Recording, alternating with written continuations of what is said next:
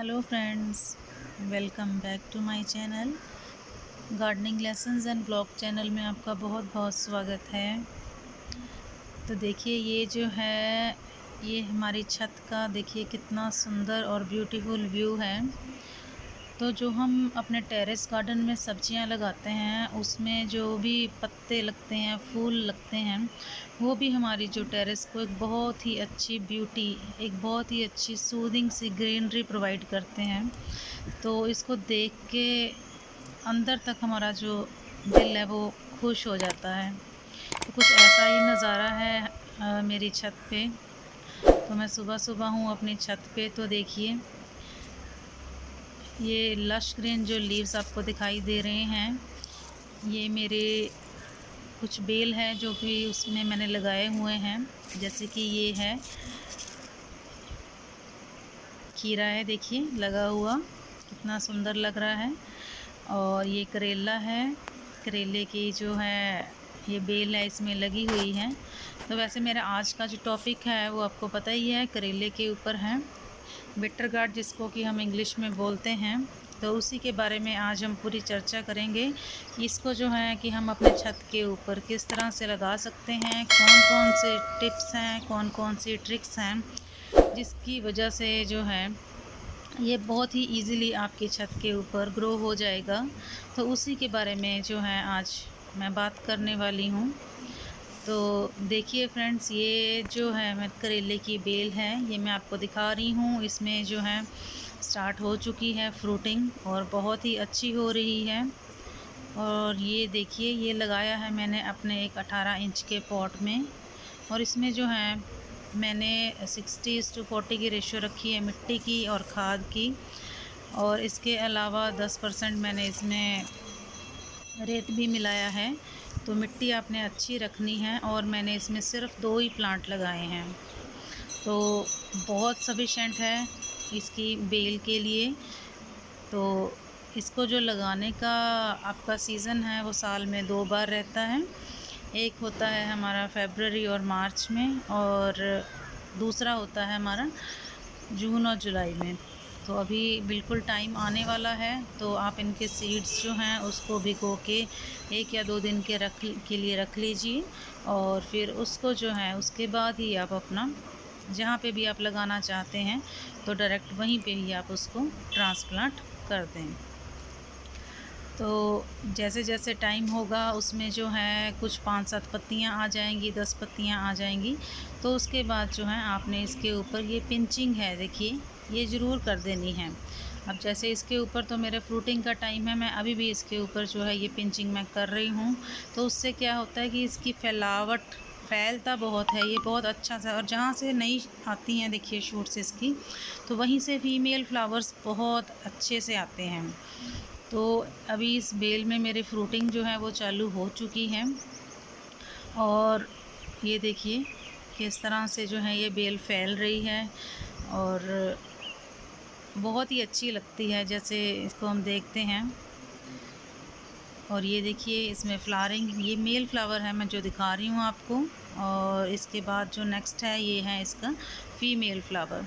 वैसे तो इसमें हैंड पॉलिनेशन की बिल्कुल भी आपको चिंता करने की ज़रूरत नहीं है, क्योंकि अगर आपकी छत पे प्लांट्स आपने अभी उगाने ही शुरू किए हैं फिर हो सकता है आपको हैंड पॉलिनेशन की ज़रूरत हो। अदरवाइज़ जैसे जैसे ये शौक़ आपका बढ़ता जाएगा तो आपको जो हैं बीज हैं, जो आपकी तितलियां हैं, उनको पता होता है कि यहाँ पे प्लांट्स हैं, उनको बताने की ज़रूरत नहीं है। वो ऑटोमेटिकली ही सुबह के शाम और शाम के टाइम अपने आप ही जो ये इंसेक्ट्स हैं तो ये खुद आके इनको पॉलिनेट कर देते हैं। तो ज़रूरत है कि आप अपने जो है टेरेस गार्डन में एक अच्छा सा एनवायरनमेंट इन सभी के लिए क्रिएट करके रखिए, तो इस तरह की आपको बिल्कुल भी ज़रूरत नहीं पड़ेगी।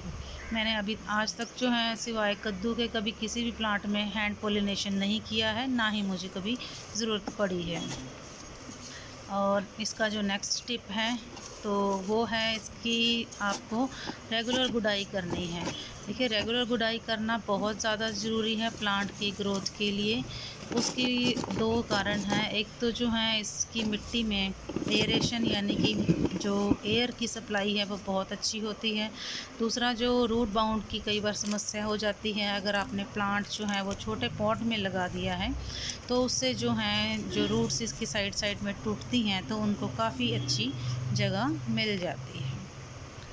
एंड नेक्स्ट इम्पॉर्टेंट टिप ये है इसकी कि जो लीव्स जो हैं ये इसकी जो पीली पड़ रही लीव्स हैं इसको जो है आपको टाइम टू टाइम तोड़ना बहुत ज़रूरी है। क्योंकि ये जो लीव्स हैं आपकी ये दो तरीके से प्लांट को नुकसान करती हैं। एक तो है कि ये प्लांट की एनर्जी जो है वो रेगुलरली यूज़ कर रही हैं, प्लांट जो हैं उसको और जो भी न्यूट्रिएंट्स उसको फ्रूट बनाने में चाहिए वो सारे के सारे जो हैं वैल्यू वो सारी की सारी यहाँ पे यूटिलाइज़ हो रही है। दूसरा जो पुराने लीव्स होते हैं उसमें जो है एफिड्स वगैरह सबसे ज़्यादा अटैक करते हैं और एक बार एफिड्स की प्रॉब्लम आ जाए तो उसको रिमूव करना बहुत ही ज़्यादा मुश्किल हो जाता है। तो प्लांट जो आपकी जो सारी की सारी एनर्जी है वो सारा का सारा एफिड से जो है वो खाना शुरू कर देते हैं, क्योंकि उसके बाद जो फ्रूट्स हैं जो फीमेल फ्लावर हैं वो सारे के सारे ही पीले होके झड़ जाते हैं। एक ये प्रॉब्लम इसमें मेन रहती है। तो इसके ऊपर जो है आपने बिल्कुल भी एफिड्स का जो है अटैक वो बिल्कुल भी नहीं होने देना है और शुरू से ही जो है इसका पूरा का पूरा अपने ध्यान रखना है। और उसके बाद नेक्स्ट हमारी इम्पॉर्टेंट जो टिप है वो है इसको हमने सपोर्ट प्रोवाइड करना इसको, क्योंकि ये एक बेल है जो जितनी ये चढ़ती है ऊपर फैलती है सपोर्ट मिलता है तो उतना ही अच्छा ये जो है वो इसके लिए ज़रूरी है। तो ये जो है एक बहुत ज़रूरी है कि इसको जो है आप एक सपोर्ट प्रोवाइड करें जिस तरह से भी आपको ठीक लगे उस तरह से। And one of the main important tip वो ये है कि जैसे ही फ्रूट आपके मैच्योर हो जाएं उसको आप टाइम टू टाइम हार्वेस्ट करते रहें। इसको प्लांट के ऊपर ही ना लगे रहने दें, अदरवाइज़ जो सीड्स हैं वो मैच्योर होने का प्रोसेस शुरू हो जाता है और अपना प्लांट जो है वो सारी एनर्जी वहीं पे लगा देगा। तो उससे बेटर है कि आप जो हैं अपना जो टाइम टू टाइम जो है वो इनको हार्वेस्ट करते रहें। जितने आप इनके फ्रूट्स हार्वेस्ट करेंगे उतने ही ज़्यादा आपकी जो है अभी जो छोटे छोटे से जो फीमेल फ्लावर हैं वो उतनी ही जल्दी आपके जो हैं वो बड़े होंगे और मैच्योर होंगे। क्योंकि पुराने जब तक लगे रहेंगे तब तक बड़े वालों को इतना ज़्यादा एनर्जी इतनी ज़्यादा न्यूट्रिएंट्स ऊपर तक नहीं मिल पाते कि वो सारे के सारे एकदम से ग्रो हो जाएं।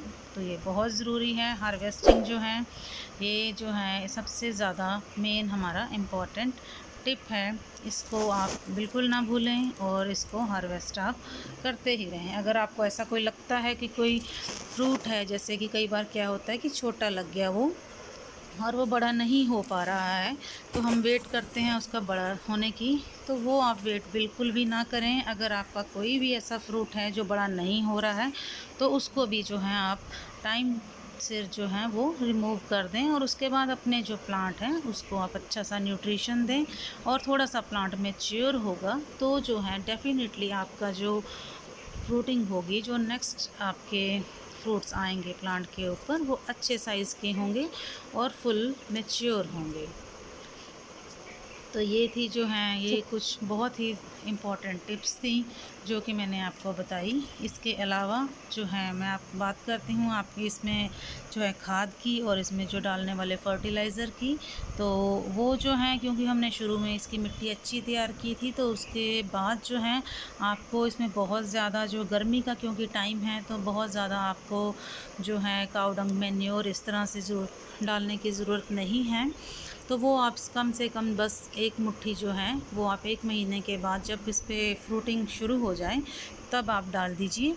और अदरवाइज़ जो है आप सिर्फ एक जो है वो लिक्विड फर्टिलाइज़र्स हैं तो वो ही इस्तेमाल करें, वो अच्छा रहेगा आपके लिए। तो फिर चलिए बात कर लेते हैं कि इस गर्मी के मौसम में हम कौन कौन से फर्टिलाइज़र्स हैं जो वो यूज़ कर सकते हैं। एक टाइप के जिसको हम कहेंगे कि ठंडे फर्टिलाइज़र्स हैं, वो हमें इस गर्मी के मौसम में यूज़ करने चाहिए। अदरवाइज़ जो है हमारे सारे के सारे प्लांट्स हैं वो फ़ायदा होने की बजाय उनको वो जो है नुकसान का जो है वो सामना करना पड़ सकता है। तो उसी के बारे में जो है हम लोग अभी डिटेल में चर्चा करेंगे। तो सबसे पहले जो है मैं कुछ आपको टाइप्स जो हैं वो बताती हूँ कि हम लोग यूज़ करेंगे। वो है एक तो सॉलिड फर्टिलाइज़र्स और एक है लिक्विड फर्टिलाइज़र्स। तो जो ठंडे हमारे सॉलिड फर्टिलाइज़र्स हैं उसमें बेस्ट रहता है जो हमारी किचन वेस्ट है, वो हमारी सबसे बेस्ट है। और या फिर अगर आपके पास लीफ कंपोस्ट है तो वो जो खाद है वो आपकी बेस्ट होती है। वो जो है वो हमारी सॉलिड जो है मैन्योर वो उसके अंडर आती हैं। और अगर हम लोग लिक्विड फर्टिलाइज़र्स की बात करें तो उसमें जो है हम लोग जो काऊ डंग का जो लिक्विड फर्टिलाइज़र्स हैं और या फिर जो मस्टर्ड केक है उसका लिक्विड फर्टिलाइज़र्स हैं, वो ही जो है उसके अंडर आते हैं और वो हम लोग इसमें यूज़ कर सकते हैं। ठीक है, तो चलिए आइए मैं आपको दिखा देती हूँ कि उनको जो है हम लोग ने कैसे यूज़ करना है और कितनी क्वांटिटी में जो है हमने वो उसको यूज़ करना है। तो देखिए, जैसे एक जो मुट्ठी है ये सिर्फ जो है हमने इनके जड़ों के आसपास 1 महीने के बाद है, बस वही डालनी है। ज़रूरत से ज़्यादा जो है हम लोग यूज़ इसको नहीं करेंगे और वो भी सिर्फ जब इसकी फ्रूटिंग होगी, फीमेल फ्लावर्स जो हैं मैच्योर होने के टाइम हम लोग इसको यूज़ करेंगे। दूसरा है, देखिए ये है हमारे, पहचान गए होंगे आप इसको मस्टर्ड केक जो है बोलते हैं। तो और सरसों की खली भी जो है इसको बोलते हैं हम लोग हिंदी में।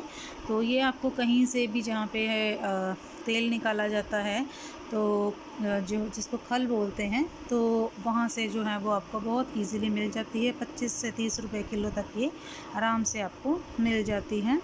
और जो दूसरा है वो है आपके ये काऊ डंग के जो केक्स हैं, ये आजकल ऑनलाइन भी मिलने लग गए हैं। पर अगर आपके आसपास कोई गांव वगैरह है तो वहाँ से आप इनको इजीली ले सकते हैं। वो आपको फ्री ऑफ कॉस्ट जो है वो इनको दे देंगे। अदरवाइज़ जो है मिनिमल जो है वो चार्जेस पे भी ये आपको इजीली अवेलेबल हो जाएंगे। तो आप पता करिए अपने दूध वाले से कहीं से भी, तो ये इजीली जो है वो आपको मिल जाएंगे। इनको बनाने का तरीका क्या है, इसको जो है हम लोग पानी में जो है ऐसे डिप करके रख देते हैं और ऊपर से देखिए ये ईंट जो है मैंने रख दी है ताकि ये पानी में डूबे रहें। और इसको जो है हम लोग 7-8 दिन तक तकरीबन ऐसे ही डूबा रहने देंगे। ठीक है, तो उसके बाद जो हमारा लिक्विड तैयार होगा तो वो उसमें जो है हम लोग थोड़ा सा 1:5 या फिर 6-7 की रेशो में जो है आप इसमें पानी डाल के इसको तैयार कर सकते हैं। इसी तरह से जो है हमारा मस्टर्ड केक का लिक्विड पाउडर है, ये तो हमने बहुत ही ज़्यादा कम इस्तेमाल करना है। जैसे सर्दियों में हम 1:5 यूज़ करते हैं, तो देखिए मैंने इसको 1:15 की रेशो में रखा है। बिल्कुल ही कम, बहुत ही कम इस्तेमाल करना है और हाईली इफ़ेक्टिव है ये। तो जब हमारी फ्रूटिंग होती है तो इससे जो है हमारी नंबर ऑफ़ फ्रूटिंग है जो वो बहुत ज़्यादा बढ़ जाती है। आगे देखिए ये जो काऊ डंग का जो हमारा लिक्विड फर्टिलाइज़र तैयार हुआ है, इसको हम लोग एज ए पेस्टिसाइड भी यूज़ कर सकते हैं अपने प्लांट में। तो इसको हम लोग मिट्टी में भी डालेंगे और इसका जो है हम लोग एक स्प्रे भी तैयार करेंगे। ये जो है जब ये पौधा देखिए जब बहुत छोटा होता है तो ये बहुत ही ज़्यादा इफ़ेक्टिव होता है, क्योंकि जो है इससे नाइट्रोजन मिलता है और प्लांट जो है वो एकदम से बूस्ट करता है। एक तरह से ये हार्मोन जो है वो रूटिंग हार्मोन का भी ये जो है ये काम करता है। तो ये बहुत ही ज़्यादा इफ़ेक्टिव होता है और इसको जो है हम लोग एज ए बॉटल में स्प्रे में डाल के यूज़ करेंगे अपने पत्तों के ऊपर। तो उससे जो है इस टाइम इनके ऊपर जो पेस्ट अटैक होता है प्लांट्स के ऊपर वो बहुत ही कम हो जाता है, रिड्यूस हो जाता है। मिट्टी में डालने से क्या है, मिट्टी में जो चींटियों की समस्या हो जाती है वो इससे काफ़ी हद तक हम जो है हमारा वो कंट्रोल हो जाता है, क्योंकि इसकी काफ़ी स्ट्रॉन्ग स्मेल होती है। तो चींटियाँ वगैरह जो हैं इस चीज़ को वो पसंद नहीं करती हैं। मोर ओवर जो एफिड्स वगैरह जो होते हैं वो भी इससे बहुत ही ज़्यादा दूर भागते हैं। तो एक तरह से ये 2 in 1 का जो है वो हमारा काम करता है। और अगर इसके अलावा मैं पेस्टिसाइड की बात करूं तो नीम ऑयल में आप जो है 5 ml लेके उसमें आप थोड़ा सा सोप डाल के मिक्स करके तो एक या जब वो छोटा हो तो 1 या 2 बार महीने में इसको पत्तियों के बिल्कुल पीछे देखिए इसको स्प्रे बिल्कुल पत्तों के पीछे करना होता है, जो भी हमारा पेस्टिसाइड हो। तो और थोड़ा-सा आप मिट्टी में भी डाल दीजिए, तो वो काफ़ी इफ़ेक्टिव रहता है। तो हमारा जो प्लांट है वो हर तरह के जो रोग है वो उससे बचा रहता है। तो अगर प्लांट रोग मुक्त होगा तो वो हेल्दी होगा तो फ्रूटिंग जो है वो बहुत ही अच्छी आएगी, आपकी एक्सपेक्टेशंस के अकॉर्डिंगली आएंगी। देखिए ये मेरी वीडियो थी ऑल अबाउट जो है, जो हमारा बिटर गार्ड है, करेला हम लोग बोलते हैं, इसके बारे में। तो मैंने अपनी तरफ से पूरी कोशिश की है फ्रेंड्स आपको कि मैं इसके बारे में पूरी डिटेल इन्फॉर्मेशन दे सकूं। बट फिर भी अगर कोई बात रह जाती है या फिर आप मेरे से कुछ क्वेरी में पूछना चाहते हैं तो प्लीज़ कमेंट बॉक्स में कमेंट करके जो है आप अपने प्रश्नों के जो है वो सवाल डाल सकते हैं। मैं कोशिश करूँगी आपके सभी क्वेरीज़ को आंसर करने की। तो चलिए फिर फ्रेंड्स, तब तक के लिए अपना ख्याल रखिए, अपनी फैमिली का ख्याल रखिए और गार्डनिंग करते रहिए। तो फिर मिलते हैं फ्रेंड्स किसी और दिन किसी नए टॉपिक के साथ किसी नई वीडियो पे। तो तब तक के लिए thank you for watching my video and coming to my channel. Thank you so much friends.